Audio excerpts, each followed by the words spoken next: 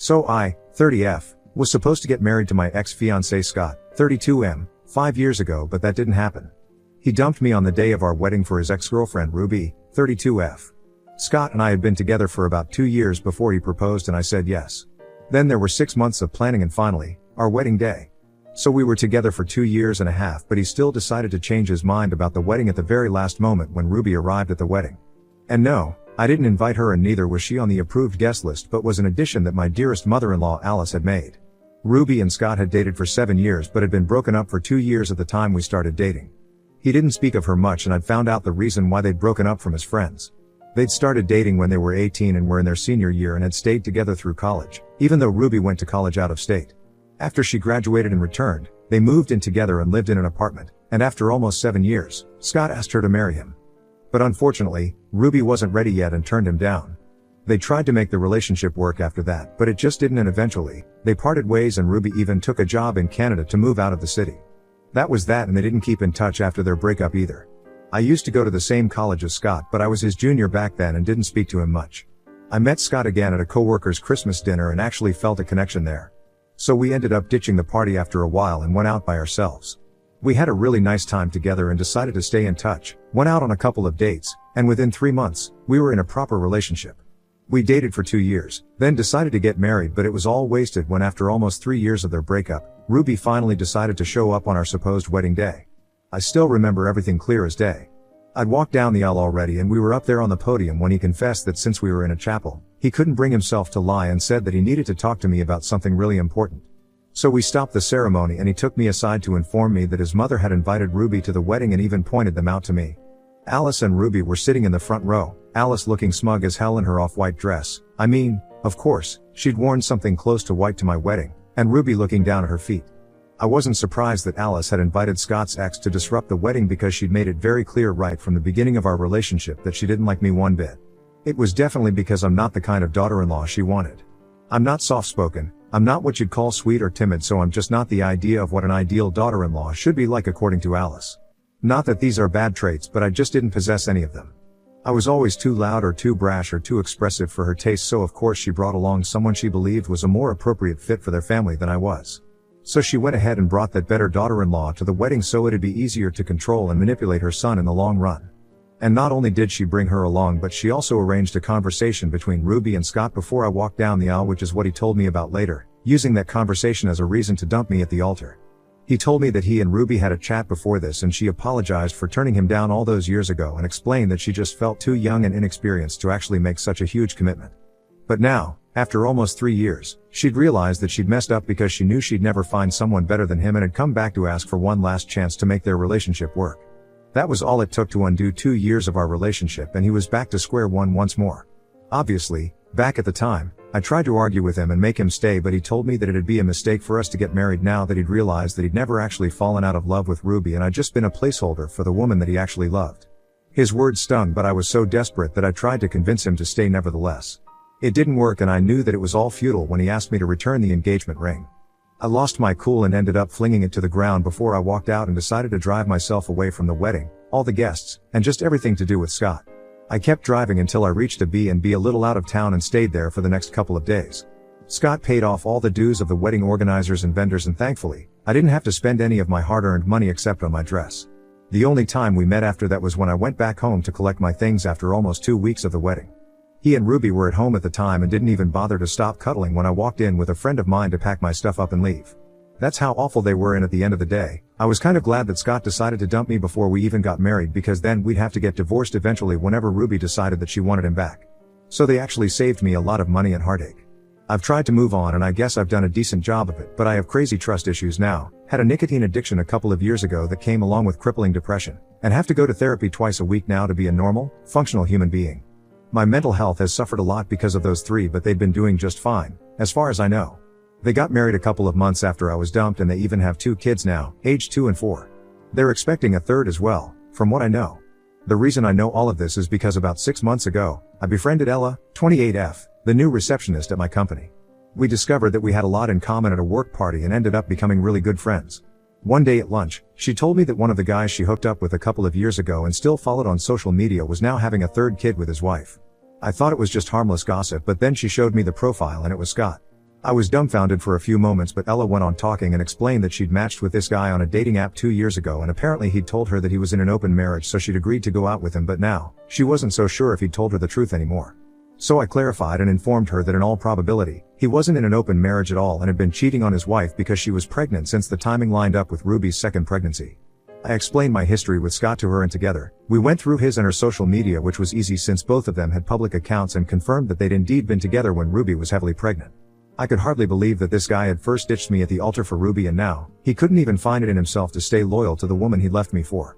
I was disgusted and felt like it was about time that I got back at him for what he did to me, and thankfully, by then, Ella was a good friend of mine and agreed to be a part of my plan because of how messed up she'd found Scott's actions to be. She herself felt infuriated that he'd lied to her about being in an open marriage just to get her to sleep with him. And they didn't just hook up a couple of times, it went on for a couple of weeks. After their first few dates, she'd followed him on Instagram and found that his wife was heavily pregnant and had confronted him about it, but he'd told her that Ruby didn't really care since she'd been with a fair few guys in the initial months of her pregnancy, too. So Ella continued to hook up with him, but eventually, she decided that she didn't want to fool around with Scott anymore since she'd begun to develop feelings for him, in spite of the fact that she'd only intended for it to be a meaningless fling with him. They'd text regularly and he'd flirt with her all the time, but she'd try her best to ignore it since she knew this wouldn't lead anywhere. Because he was already married, and even if it was an open marriage, he wouldn't leave his wife for some woman he'd met on a dating app. So eventually they grew apart but continued to follow each other on social media. When I found out about how Ella and Scott were connected, Ruby was already 4 months pregnant and Scott had announced it on social media with a post. That's the one that Ella had shown me. After we found out about the connection, Ella and I started putting together all the proof that we had of Scott's infidelity. It took us a couple of days, but we finally had an assortment of screenshots of texts that Scott had sent to Ella over the course of their short-lived fling. He used to flirt with her like nobody's business, would make promises to her and all that jazz. There were also screenshots of him making plans to meet Ella, and several times, he'd even suggested that she come over to his house while Ruby was asleep since she's a heavy sleeper and wouldn't wake up for hours. I was disgusted and repulsed that he was doing this behind her back while she was carrying his second child, but that's Scott for you. After that, Ella had the idea to take it up a notch higher, and I think this is where we messed up. The two of us got way too caught up in the revenge, and I think we went a little crazy. When Ruby hit 6 months, Ella and I decided that it was time to test Scott again, so Ella reached out to him yet again. We didn't know what to expect because they hadn't exactly been friends after they stopped talking 2 years back, but Scott still replied, and guess what? He was still flirting with Ella and was even reminiscing about their past because Ruby was pregnant again, and she was even moodier than her previous pregnancies and was bigger, too. He told Ella that she'd picked the perfect time to get back in touch with him, indicating that he was willing to cheat on Ruby yet again. We texted him for a few days and gathered a couple more screenshots, but then left him hanging after a while. Finally, 2 weeks ago, Scott posted that Ruby had finally given birth to a daughter, and within 3 days of that, Ella and I posted all the evidence we had on Facebook and tagged everyone who knew the two of them. And that started a total social media crapfest, but I turned the notifications off for that post and waited for either Scott or Ruby to reach out to me or Ella. It finally happened 2 days after we posted, and Scott was the one who contacted me. I blocked him everywhere after we broke up 5 years back, but I'd unblocked him just so that I'd be able to see what he had to say about me, finally exposing him for the jerk that he really is. He sent me a long rant about how I'd ruined his life and that now, Ruby was threatening to leave him just because of what Ella and I had posted. He accused me of being a psychotic stalker and said that he'd take me to court if Ruby divorced him, which is not even possible because he doesn't have a case against me or Ella. He's the one who cheated first and then tried to cheat yet again quite shamelessly. There were a lot of other things that he said, but it was mostly name-calling and accusing me of ruining his life. I was really satisfied with what I'd done because from what I understood, he would soon be facing a divorce and quite possibly a custody battle as well. And he deserved every bit of it, in my opinion. Unfortunately, my friends don't share the same sentiment. They think I went too far, especially because Ruby was pregnant, and they believe that because it had been 5 whole years since our breakup, I should have just let sleeping dogs lie instead of pulling some crazy stunt on social media just for revenge like we were still in high school. I don't think that's fair because Scott literally ruined any future relationship that I could have had with what he did. He ditched me at the altar for his ex-girlfriend after we dated for 2 years, and I don't think any of my friends understand how awful that felt. I spent years trying to move on, and I think I was totally normal for a while, too. Until I met Ella, because she's the one who told me that Scott had been cheating, and that's what pushed me over the edge. He'd abandoned me for Ruby, and now, he wasn't even loyal to her, but for whatever reason, my friends believed that I was the one who messed up here and thought that I owed them both an apology for trying to ruin their marriage after 5 years. I don't understand how I ruined their marriage because all I did was put the truth out in public. The cheating was all on Scott, not me. Ella doesn't think we did anything wrong, but of course, she'd say that because she was a part of this as well. I don't understand how I'm in the wrong here, so Ida for exposing my ex-fiancé for cheating on his pregnant wife twice in a row after he left me at the altar 5 years ago? Update 1. Hi. So I decided not to apologize because after reading through most of the comments on my original post, I realized that I was doubting myself over something pretty ridiculous. Scott abandoned me at the altar 5 years ago to be with Ruby. And then he lied to Ella about being in an open marriage while Ruby was heavily pregnant just to hook up with her. I just exposed him for what he was doing. Yeah, I chose to do it at a time that would be the most hurtful for both Ruby and Scott, but that's because they chose to hurt me 5 years back, too. So why shouldn't I try to get back at them? I'd tried being the bigger person and had let it all go, but the universe brought me back into his life some way or the other, just not for a good reason. I don't think I did anything wrong, and if anything, my friends should be talking about Scott being the bad guy instead of putting me down. But I don't think that's ever going to happen because my friends continued to remain friends with him even after he broke up with me on the day of our wedding. So that should have been enough for me to realize that these people never were my friends in the first place, but I guess I was too delusional to believe it at the time. I get it now, though, and have decided to cut them all off. I don't need them, and I'm quite sure I'm better off without such negative people in my life anyway. As for Ella, there was an unprecedented amount of hate for her because of the things she'd done, and I'd just like to take a moment to explain that she didn't have any idea that Scott wasn't in an open marriage back when she'd been going out with him. He'd convinced her that he was in an open marriage, and at that point, he had very few pictures of Ruby on his profile, so it wasn't that hard for her to believe him. Trust me when I say this, she's really not the kind of woman who would hook up with a married man unless she knew that their partner had agreed to it. She's adventurous, but that doesn't make her immoral or whatever. The one thing that I'll concede she did wrong was that she didn't tell Ruby when she started suspecting that maybe Scott wasn't telling the truth about being in an open marriage, but she was too skeptical to talk about it to a woman she barely even knew, and a pregnant woman at that, so she decided to remove herself from the situation entirely and stop talking to Scott. She's been a good friend to me, and I think even if she had messed up back then, I don't think I'm going to judge her by that because she's genuinely been there for me, so maybe I'm a little biased in her favor. Nobody's perfect, but we're all trying, and Ella is actually a nice person, so please, don't just judge her based on the original post. There's a lot more to her as a person, I can promise you that. Now, coming to Scott and Ruby, from what I've heard, they're still fighting, and Ruby has actually been living with her parents for a few days. I still have 2 friends who are actually on my side, and they're keeping me in the loop since they have some friends in common with Ruby. It's been a week since my original post, and they still haven't managed to resolve the situation, as far as I know. If Ruby has even an ounce of dignity left, she'll walk out of that marriage just like I walked out of my wedding, but you never know. These are pretty messed up people that we're talking about here, so there's no telling what they might or might not do. But I know what I'm going to do. I'm just going to sit back, relax, and enjoy the drama with popcorn now. Update 2, super quick update.